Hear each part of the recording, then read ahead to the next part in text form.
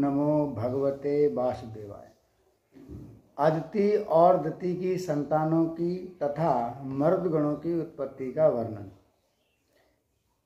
श्री सुखदेव जी कहते हैं, परीक्षित सतता की पत्नी प्रश्नी के गर्भ से 8 संतानें हुई, जिसमें सावित्री, बयाती, त्रेयी, अग्निहोत्र, पशु, सोम, चातुर्मास और पंचमहायज्ञ। भय की पत्नी सिद्धि ने महिमा, विभु और प्रभु ये 3 पुत्र और अशिष नाम की एक कन्या उत्पन्न की। ये कन्या बड़ी सुंदरी और सदाचारणी थी। धाता की 4 पत्नियां थीं, कुहू, शनिवाली, राका और अनुमति। उनके क्रमशः साय, दर्श, प्रातः और पूर्णमास ये 4 पुत्र हुए। धाता के छोटे भाई का नाम था विधाता, उनकी पत्नी थी क्रिया। उससे पुरीस नाम के 5 अग्नियों की उत्पत्ति हुई। वरुण जी की पत्नी का नाम चर्षणी था, उससे भृगु ने पुनः जन्म ग्रहण किया। इसके पहले वे ब्रह्मा जी के पुत्र थे। महायोगी वाल्मीकि जी की भी वरुण के ही पुत्र थे। वाल्मीकि जी से पैदा होने के कारण ही उनका नाम वाल्मीकि पड़ा। उर्वशी को देखकर मित्र और वरुण दोनों का वीर्य खलित हो गया था। उसे एक दिन उन लोगों ने घड़े में रख दिया। उसी से मुनिवर अगस्त और वशिष्ठ का जन्म हुआ था। अगस्त और वशिष्ठ मुनि का, इसलिए उन्हें अगस्त मुनि कहते हैं, घट से। अच्छा, मित्र की पत्नी थी रेवती, उनके 3 पुत्र हुए, उत्सर्ग, अरिष्ट और पिप्पल। फिर ये परीक्षित देवराज इंद्र की पत्नी थी पुलोन्मंदी सची। उनसे हमने सुना है उन्हीं ने 3 पुत्र उत्पन्न किए थे, जयंत, ऋषभ और नीड़वान। स्वयं भगवान विष्णु ही बलि पर अनुग्रह करने और इंद्र का राज लौटाने के लिए माया से वामन उपेंद्र के रूप में अवतरण हुए थे। उन्होंने ही 3 पग पृथ्वी मांगकर तीनों लोक नाप लिए थे। उनकी पत्नी का नाम था कीर्ति। उससे वृक्षलोक का नाम का पुत्र उत्पन्न हुआ। उसके सौभग आदि कई संतानें हुई। कश्यप नंदन भगवान वामन ने माता अदिति के गर्भ से क्यों जन्म लिया और इस अवतार में उन्होंने कौन से पुण्य लीलाएं और पराक्रम प्रकट किए, इसका वर्णन मैं आगे 8वें स्कंद में करूंगा। प्रिय परीक्षित, अब मैं कश्यप जी की दूसरी पत्नी दिति से उत्पन्न होने वाली उस संतान परंपरा का वर्णन सुनाता हूँ, जिसमें भगवान के प्यारे भक्त श्री प्रहलाद जी और बलि का जन्म हुआ। दिति के दैत्य और दानवों के वंदनीय 2 ही पुत्र हुए, हिरण्यकश्यपु और हिरण्याक्ष। इनकी संक्षिप्त तथा जो भी कथा है मैं तुम्हें 3रे स्कंद में सुना ही चुका हूँ। अब हिरण्यकश्यपु की पत्नी दानवी कयाधु थी। उसके पिता जम्ब ने उनका विवाह हिरण्यकश्यपु से कर दिया था। कयाधु के 4 पुत्र हुए, श्रहाद, अनुहाद, हाद और प्रहलाद। इनकी सिंगिका नाम की एक बहन भी थी। उसका विवाह विप्रचित नामक दानव से हुआ था। उससे राहु नामक पुत्र की उत्पत्ति हुई। ये वही राहु है जिसका सिर अमृतपान के समय मोहिनी रूप धारण करके भगवान ने चक्र से काट दिया था। श्रहाद की पत्नी थी कृति। उससे पंचजन नामक पुत्र उत्पन्न हुआ था। हृदय की पत्नी थी धमनी। उसके 2 पुत्र बाताप और इलव। इन इलव ने ही महर्षि अगस्त के अतिथि के समय बात पिप को पकाकर उन्हें खिला दिया था। अनुहाद की पत्नी सुरमा थी। उसके 2 पुत्र हुए, बास्कल और महिषासुर। प्रहलाद का पुत्र था विलोचन। उसकी पत्नी देवी के गर्भ से दैत्यराज बलि का जन्म हुआ। बलि की पत्नी का नाम असना था। उसने बाण आदि 100 पुत्र दैत्यराज बलि की महिमा गान करने योग्य दिए थे। उसे मैं आगे 8वें स्कंद में सुनाऊंगा। बलि का पुत्र बाणासुर भगवान शंकर की आराधना करके उनके गुणों का मुखिया बन गया था। आज भी भगवान शंकर उससे नगर की रक्षा करने के लिए उसके पास ही रहते हैं। दिति के हिरण्यकश्यपु और हिरण्याक्ष के अतिरिक्त 49 पुत्र और थे। उन्हें मरुदगण कहते हैं। वे सब निसंतान रहे। देवराज इंद्र ने उन्हें अपने ही समान देवता बना लिया। राजा परीक्षित ने पूछा, भगवान मरुदगण के ऐसा कौन सा सत्कर्म था जिसके कारण वे अपने जन्मजात असुरोचित भाव को छोड़ सके और देवराज इंद्र के द्वारा देवता बना लिए गए। ब्राह्मण मेरे साथ यहाँ की सभी शिष्य मंडली ये बात जानने के लिए अत्यंत उत्सुक हो रही है, अतः आप कृपा करके विस्तार से ये रहस्य बतलाइए। सूत जी कहते हैं, शौनक जी, राजा परीक्षित का प्रश्न थोड़े शब्दों में बड़ा सारगंभित हो गया था। उन्होंने बड़े आदर से पूछा था, इसलिए सर्वज्ञ सुखदेव जी ने बड़े ही प्रसन्न चित्त से उनका अभिनंदन करके यूं कहा। फिर सुखदेव जी कहने लगे, परीक्षित, भगवान विष्णु इंद्र का पक्ष लेकर दिति के दोनों पुत्र हिरण्याकश्यप और हिरण्याक्ष को मार डाला। अतः दिति शोक के आग से उद्दीप्त क्रोध से जलकर इस प्रकार सोचने लगी, सचमुच इंद्र बड़ा विषयी, क्रूर और निर्दयी है। राम राम, उसने अपने भाइयों को ही मरवा डाला। वो दिन कब होगा जब मैं उस पापी को मरवाकर आराम से सोऊंगी।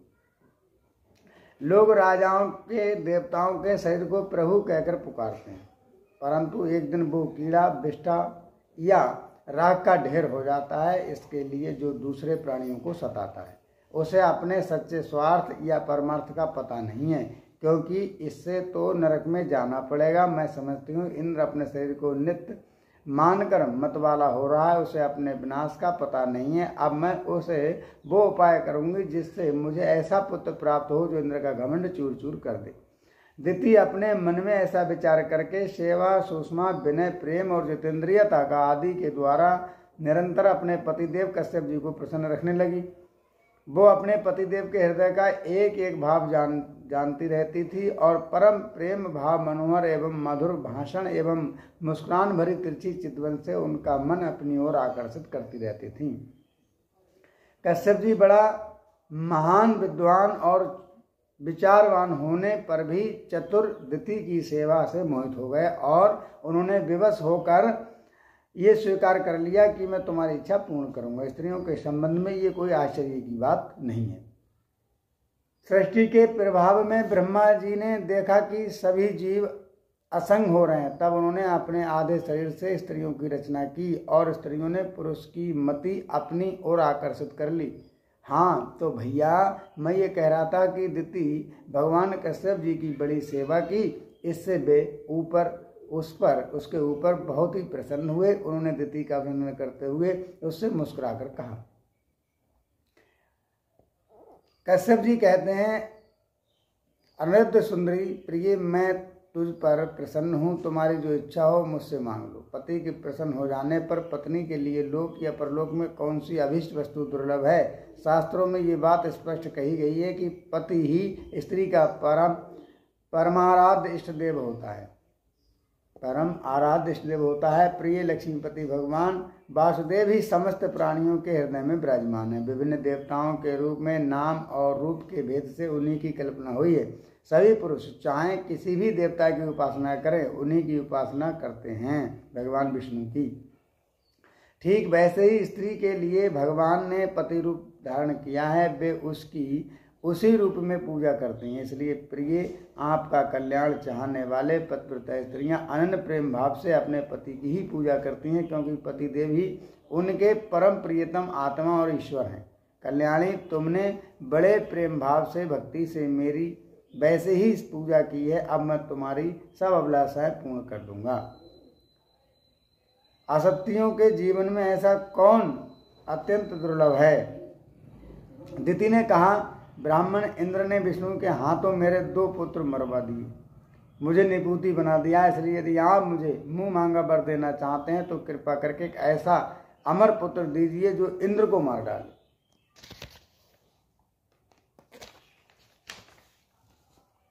परीक्षित दिति की बात सुनकर कश्यप जी खिन्न होकर पछताने लगे। वे मन ही मन कहने लगे, हाय हाय, आज मेरे जीवन में बहुत बड़े अधर्म का अवसर हुआ। देखो तो सही, अब मैं इंद्रियों के विषयों में सुख मानने लगा हूँ। स्त्री रूपणी मायने में चित्त को मैंने अपने बस में कर लिया। हाय हाय, आज मैं कितनी दीनहीन अवस्था में हूँ। अवश्य ही अब मुझे नरक में गिरना पड़ेगा। इस स्त्री का कोई दोष नहीं है, क्योंकि इसने अपने जन्मजात स्वभाव का ही अनुसरण किया है। दोष मेरा ही है जो मैं अपनी इंद्रियों को अपने बस में ना रख सका और अपने सच्चे स्वार्थ और परमार्थ को ना समझ सका।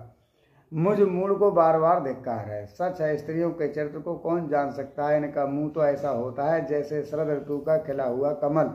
बातें सुनने में ऐसी मीठी लगती हैं मानो अमृत घोल रखा हो, परंतु हृदय वो तो इतना तीखा होता है कि मानो छुरे की पैनी धार हो। इसमें संदेह नहीं कि स्त्रियां अपनी लालसाओं की कठपुतली होती हैं। सच पूछो तो वो किसी से प्यार नहीं करती। सर्वथा स्वार्थवश वे अपने पति, पुत्र और भाइयों तक को मार डालती हैं और मरवा डालती हैं। अब तो मैं कुछ कह चुका हूँ कि तुम जो मांगोगी वो दूंगा। मेरी बात झूठ नहीं होनी चाहिए, परंतु इंद्र भी वध करने योग्य नहीं है। अच्छा, अब इस विषय में मैं ये युक्ति करता हूँ।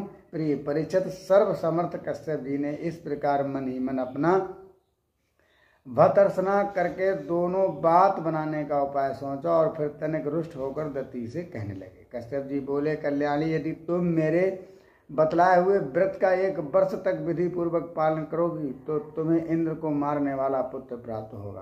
परंतु यदि किसी प्रकार नियम में त्रुटि हो गई तो वो देवताओं का मित्र बन जाएगा।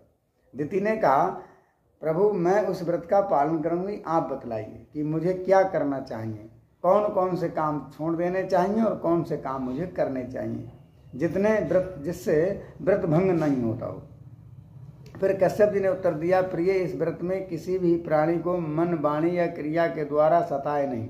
किसी को साप या गाली ना दे, झूठ ना बोले, शरीर के नख और रोएं ना काटे और किसी भी अशुभ वस्तु का स्पर्श ना करे, जल में घुसकर स्नान ना करे, क्रोध ना करे, दुर्जनों से बातचीत ना करे, बिना धुला वस्त्र ना पहने और किसी की पहनी हुई माला ना पहने, झूठा ना खाए, भद्रकाली का प्रसाद या मांस युक्त अन्न का भोजन ना करे, शूद्र का लाया हुआ और रजस्वला देखा हुआ अन्न भी ना खाया और अंजलि से जलपान ना करे, झूठे मुंह बिना आचमन किए, संध्या के समय बाल खोले हुए, बिना श्रृंगार के, वाणी का संयम किए बिना और बिना चादर ओढ़े घर से बाहर ना निकले, बिना पैर धोए अपवित्र अवस्था में गीले पामों से उत्तर या पश्चिम सिर करके दूसरे के साथ नग्न अवस्था में तथा सुबह शाम सोना नहीं चाहिए। इस प्रकार इन निषिद्ध कर्मों का त्याग करके सर्वथा पवित्र रहे, धुला वस्त्र धारण करे और सभी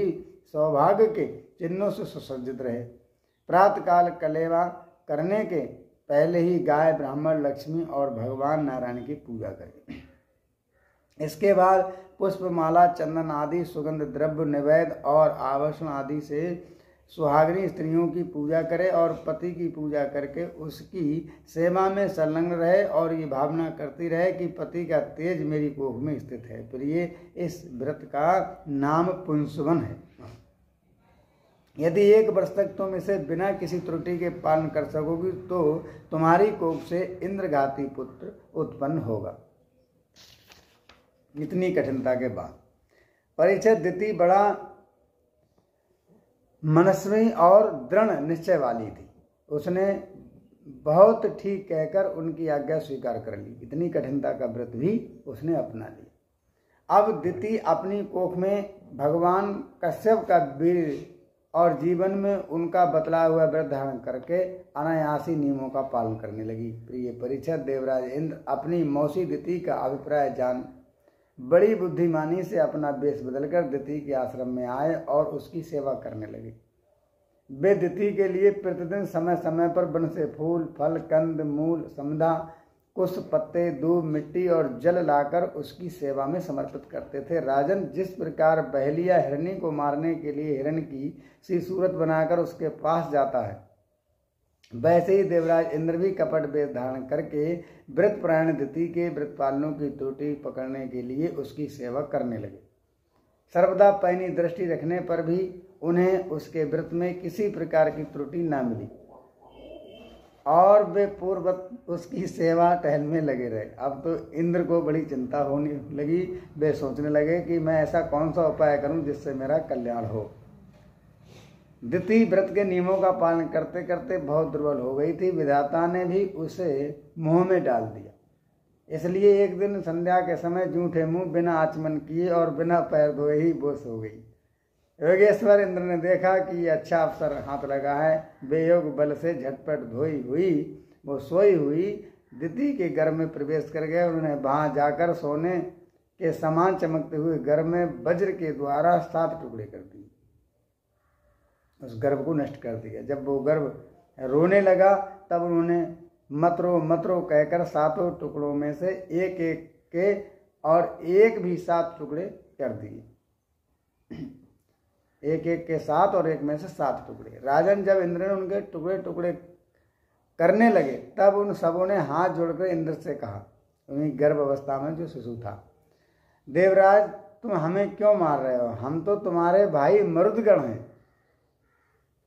तब इंद्र ने अपनी भाभी यानी अपनी अनन्य प्रेमी पार्षद मरुदगण से कहा, अपने जो भाई थे उन भाभी अनन्य प्रेमी पार्षद मरुदगण से कहा, अच्छी बात है, तुम लोग मेरे भाई हो, अब मत डरो। परीक्षित, जैसे अश्वत्थामा के ब्रह्मास्त्र से तुम्हारा कुछ भी अनिष्ट नहीं हुआ। श्री सुखदेव जी कहते हैं परीक्षित से, परीक्षित जी, जैसे तुम अपनी माता के गर्भ में थे उस समय अश्वत्थामा के ब्रह्मास्त्र से तुम्हारा कुछ नहीं हुआ, वैसे ही भगवान श्री हरि की कृपा से दिति का वो गर्भ वज्र के समान टुकड़े टुकड़े होने पर भी मरा नहीं। इसमें तनिक भी आश्चर्य की बात नहीं है, क्योंकि जो मनुष्य एक बार भी आदि पुरुष भगवान नारायण की आराधना कर लेता है वो उनकी समानता प्राप्त कर लेता है। फिर दिति ने तो कुछ ही दिन में सब काम 1 वर्ष तक भगवान की आराधना की थी। अब वे 49 मरुदगण यानी 7 सत्ते 49 7 टुकड़े किए सबके साथ साथ, तो 7 सत्ते 49 हो गए। इन मरुदगण इंद्र के साथ मिलकर 50 हो गए, एक इंद्र 49 हुए। इंद्र ने भी सौतेली माता के पुत्रों को 7 शत्रुभाव रखकर उन्हें सोमपाई देवता बना लिया। जब दिति की आंख खुली तब उसने देखा कि उसके अग्नि के समान तेजस्वी 49 बालक इंद्र के साथ हैं। उसने सुंदर स्वभाव वाली दिति को बड़ी प्रसन्नता हुई। उसने इंद्र को संबोधन करके कहा, बेटा, मैं इस इच्छा से इस अत्यंत कठिन व्रत का पालन कर रही थी कि तुम अदिति के पुत्रों को भयभीत करने वाला पुत्र उत्पन्न हो। मैंने केवल एक ही पुत्र के लिए संकल्प किया था, फिर ये 49 कैसे हो गए? बेटा इंद्र, यदि तुम्हें इसका रहस्य मालूम हो तो सच सच मुझे बतला दो, झूठ ना बोलना। तब इंद्र ने कहा, माता, मुझे इस बात का पता चल गया था कि तुम किस उद्देश्य से व्रत कर रही हो, इसलिए अपना स्वार्थ सिद्ध करने के उद्देश्य से मैं स्वर्ग छोड़कर तुम्हारे पास आया। मेरे मन में तनिक भी धर्म वासना नहीं थी, धर्म की कोई भावना नहीं थी। इसी से तुम्हारे व्रत में त्रुटि होते ही मैंने उस गर्भ के टुकड़े टुकड़े कर दिए। जब आप कोई अच्छा कार्य करते हैं तो देवता भी तुम्हारे घर की पहरेदारी करते हैं। इंद्र आ गया स्वर्ग से। पहले मैंने उनके 7 टुकड़े किए थे, तब वे 7 टुकड़े 7 बालक बन गए। इसके बाद मैंने फिर एक एक के 7 टुकड़े कर दिए, तब वे न मरे बल्कि 49 हो गए, 7 सत्ते 49। ये परम आश्चर्यमयी घटना देखकर मैंने ऐसा निश्चय किया कि परम पुरुष भगवान की उपासना की ये कोई स्वाभाविक सिद्ध हैं। जो लोग निष्काम भाव से भगवान की आराधना करते हैं और दूसरी वस्तुओं को भी, तो बात क्या है, मोक्ष की भी इच्छा नहीं करते, वे ही अपने स्वार्थ और परमार्थ में निपुण हैं। भगवान जगदीश्वर सबके आराध्य देव हैं और अपने आत्मा ही हैं। वे प्रसन्न होकर अपने आपदा का दान भी कर देते हैं। भला ऐसा कौन बुद्धिमान है जो उनकी आराधना करने के विषयों का वरदान मांगे? माता जी, ये विषय भोग तो नरक में भी मिल सकता है। मेरी स्नेही जननी, अब इंद्र अपनी मौसी से कह रहे हैं, मेरी स्नेही मई जननी, तुम सब प्रकार मेरे पूज्य हो। मैंने मूर्खतावश बड़ी दुर्घटना दुष्ट आत्मा का काम कर दिया है, अब तुम मेरे अपराध को क्षमा कर दो। ये बड़े सौभाग्य की बात है कि तुम्हारा गर्भ खंड खंड हो जाने से एक प्रकार मर जाने पर भी फिर से जीवित हो गए। श्री सुखदेव जी कहते हैं, परीक्षित, दिति देवराज इंद्र के साधु शुद्ध स्वभाव से संतुष्ट हो गईं उससे आज्ञा लेकर देवराज इंद्र ने मर्द गणों को साथ उसे नमस्कार किया और स्वर्ग में चले गए, उन सब 49 को लेकर के। राजन, ये मरुदगण का जन्म बड़ा ही मंगलमय है। इसके विषय में तुमने मुझसे जो प्रश्न किया था उसका उत्तर समग्र रूप से मैंने तुम्हें दे दिया है। अब तुम क्या सुनना चाहते हो वो मुझे बताओ। अब इसकी कथा कल शेष आएगी। इत श्रीमद्भागवत पुराणे परमहंसाय संहिता षठ स्कंदे मर्दगण कथन नामष्टान अध्याय समाप्त। बोली कृष्ण भगवान की जय। श्री हनुमान जी महाराज की। अब कल जो है ये पुंसवन व्रत की विधि होगी, जो विधि है वो कल